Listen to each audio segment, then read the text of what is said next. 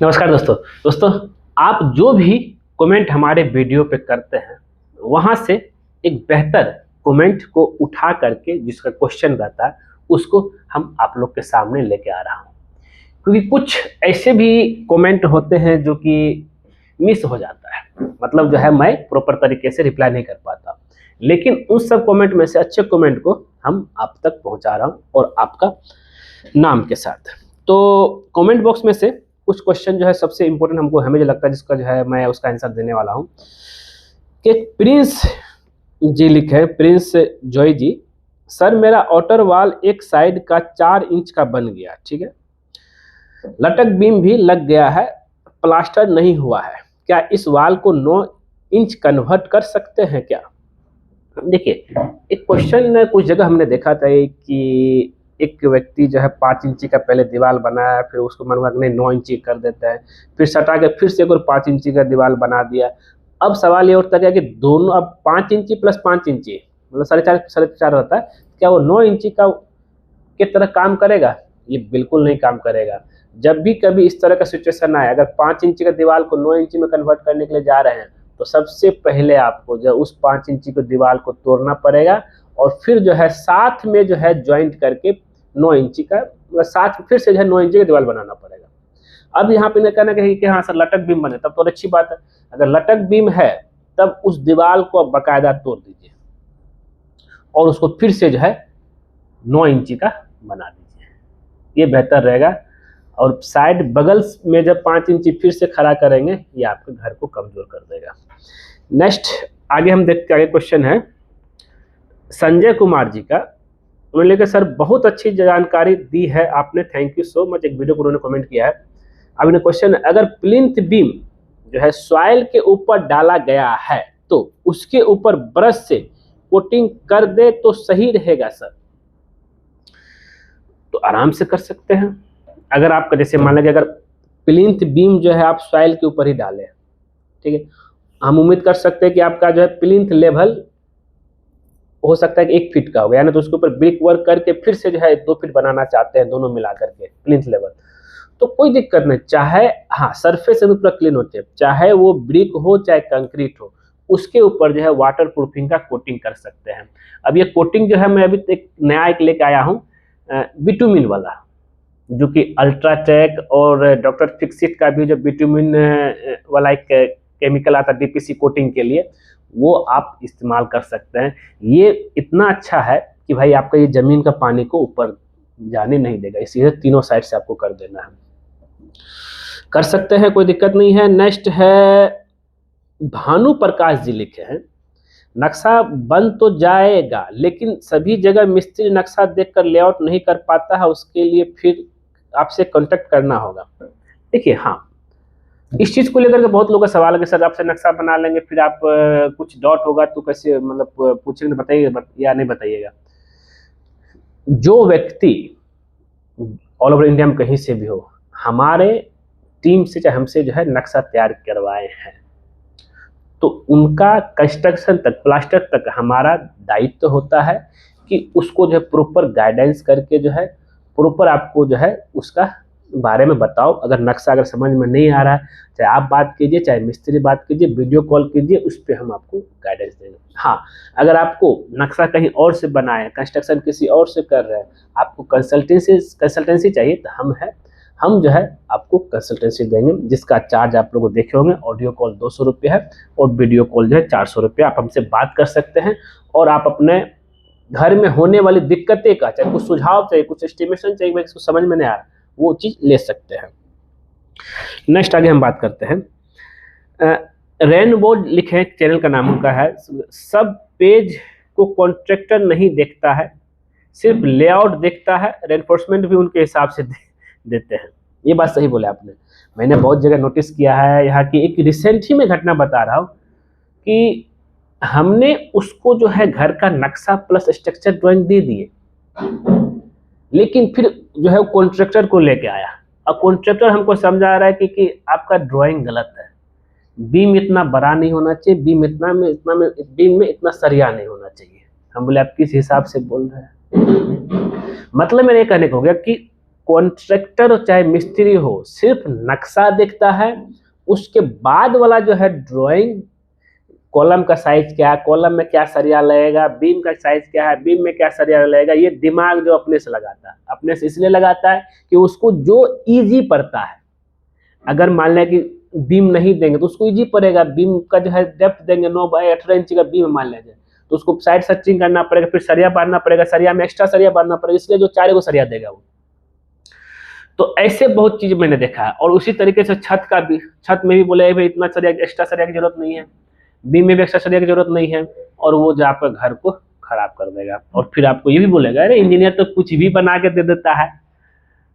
और आपको क्या करना है, और हम जो बता रहे हैं हम इतना सारा घर बना है, इसमें कोई तरह की दिक्कतें नहीं होगा। तो ये समस्या लेके आए थे हमारे वो महाराज, फिर हम लोग समझाए, हम डिस्कशन जैसे करने लगे, भाई आप किस बेसिस पे बोलना चाह रहे हैं, वो उठ के भाग गया ठेकेदार। फिर हम क्लाइंट को बोले थे कि कुछ भी तरह घर में अगर दिक्कत करेगा फिर हमारी जिम्मेदारी नहीं, हमने आपको नक्शा सही बना कर दिया है। खैर इस तरह के है बहुत ऐसे। नेक्स्ट है नीलेश जी लिखे हैं, नीलेश ब्लॉग है, सर हमारा साइट पे मानसून के कारण सरिया में थोड़ी बहुत रेड पेन आ गया है, तो कैसे हम कोरोजन जंग से बच सकते हैं। देखिए अगर कंटिन्यू कंस्ट्रक्शन है तो उस सिचुएशन में जो है थोड़ी मोरी जो है, जंग तो नहीं कहा जाए, जंग से पता करने के लिए क्या करना है आपको, मान लीजिए ये मेरा सरिया है, ठीक है, आप सरिया को ऐसे करके जो है ऐसे पकड़ लीजिएगा, जैसे पकड़िएगा ऐसे, फिर उसको छोड़ दिए, छोड़ेंगे तो आपके अगर हाथ में पूरा जंग वाला कोरिजन जो छोटे छोटे कण जो है आ गया है, तो आप थोड़ा सा अलर्ट होना पड़ेगा कि भाई हाँ सिर्फ कलर चेंज हुआ है, जो ग्रे कलर था सरिया का वो ब्राउन कलर हो गया, तब तो कोई दिक्कत नहीं है। लेकिन जो है अगर जो है ये छोड़ते हैं तो पूरा छोटा छोटा कण आ रहा है, तब इस सिचुएशन में आपको अलर्ट होना है और उसको जो है प्रॉपर तरीके से, अगर कंस्ट्रक्शन आने वाले समय में करना वाले हैं तो कोशिश की जल्दी शुरू कर करके खत्म कर देने के लिए, नहीं तो जो है अगर आने वाला 2 साल 3 साल में करने के लिए जाने वाले हैं तो एक फॉल्स कॉलम ढलाई करके उसको जो है बंद कर दीजिए, ये आपका सरिया सेफ रहेगा, नहीं तो जंग जो है छत तक भी पहुंच सकता है। ध्यान रखिएगा इस चीज को लेकर के। नेक्स्ट है आयुष कुमार, इनका बहुत सारा मेरे पास जो है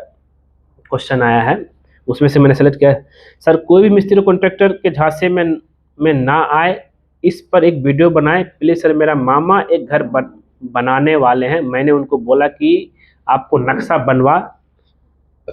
बनवा लें, लेकिन वो बोले कि इंजीनियर से नक्शा बनाने की बनाने की क्या जरूरत है, हम खुद ही बना लेंगे, प्लीज इस टॉपिक पे वीडियो बनाइए प्लीज सर, प्लीज। ये बात तो सही है आयुष जी, ये समस्या सिर्फ आपका नहीं है, बहुत लोग का है। पता नहीं है कि लोग के दिमाग में बैठा हुआ है कि भाई पहले घर कैसे बनता था, पहले तो इंजीनियर नहीं होता था, तो पहले मोबाइल भी नहीं होता था, पहले लैपटॉप भी नहीं होता था, अब पहले जो है घर बनाने से पहले एस्टिमेशन भी नहीं निकलता था,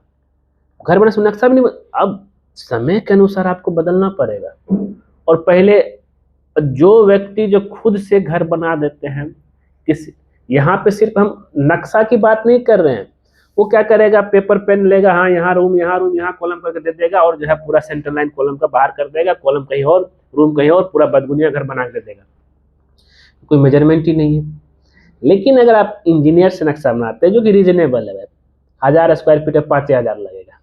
5000 लाखों रुपए घर बनाएगा, 5000 देने में आपको कष्ट हो रहा है इंजीनियर को, बताइए कैसे बात कर रहे हैं आप। तो जो है अब उस सिचुएशन में क्या होता है कि ना तो सिर्फ उसके पास प्लान है बिना मेजरमेंट का,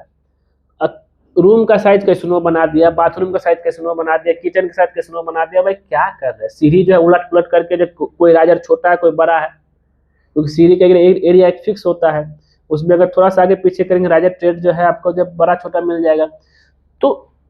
इंजीनियरशिप आपको नक्शा एक पेज का नहीं देता, उसके साथ आपको जो 10 पेज का और भी ड्राइंग देगा, फाउंडेशन से लेकर छत तक पूरा लेआउट ड्राइंग,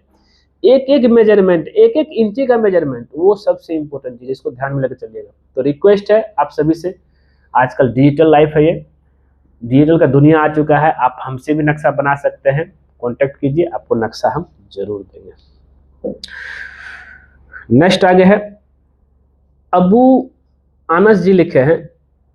अबू आनस जी, हाँ सर बेडरूम में खिड़की एक साइड देना चाहिए या फिर दोनों साइड, इस पे एक वीडियो बनाइए। सवाल बहुत अच्छा है कि ज़्यादातर हम लोग देखते हैं कि जब हम लोग कॉर्नर साइड जैसे आ जाता है रूम का, तो वहाँ पे प्लानिंग कर लेते हैं, एक काम करते हैं कि भाई हवादार बनाने के 2 खिड़की देते हैं, जबकि एक्चुअल में 2 खिड़की की जरूरत नहीं हो। एक तो आपका खर्चा भी बढ़ेगा, दूसरा क्या है कि इन फ्यूचर में जो है आप जैसे एक ही खिड़की हो तो अच्छा लगता है, इसलिए क्योंकि भाई कि रूम का पेंट करना हो और अलग अलग 2 अलग अलग कलर का आप कर सकते हैं, तो वो देखने में आपको ज़बरदस्त दिखेगा। और साथ ही जो है कुछ वाल को आप फर्नीचर वाला काम करा सकते हैं। एक वाल तो हो नहीं सकता, जैसे गेट है एक साइड जो है पूरा दिखेगा, एक साइड खिड़की है तो दूसरा साइड में जो है आप प्लेन ही रखिए, एक ही खिड़की काफ़ी है, ज़्यादा खिड़की से कोई मतलब। हाँ, अगर आपको जो है सनलाइट चाहिए और पूरा हवादार एक विलेज एरिया में है, चाहे मतलब पहाड़ी एरिया में, तब आप जो है 2 खिड़की दे सकते हैं, ये आपके ऊपर है। तो मैं आपको सजेस्ट करूँगा कि एक ही खिड़की, एक ही वेंटिलेशन हो तो बेहतर है, और 2 की उतना ज़रूरत नहीं जितना होना चाहिए, क्योंकि फैन है ही, एसी लगाएंगे ही तो 2 खिड़की की जरूरत नहीं पड़ेगी। हाँ, अगर आपको